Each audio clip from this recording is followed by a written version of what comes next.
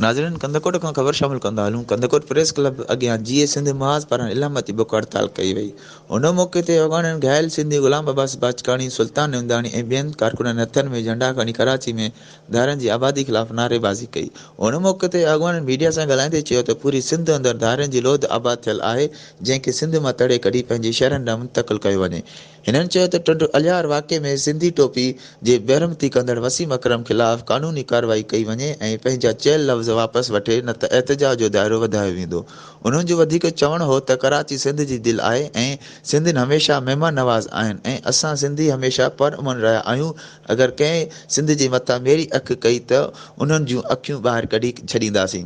जॾहिं त बुख हड़ताली कैंप ते धारनि जी नेकाली लाइ वॾी नारेबाज़ी कई वई।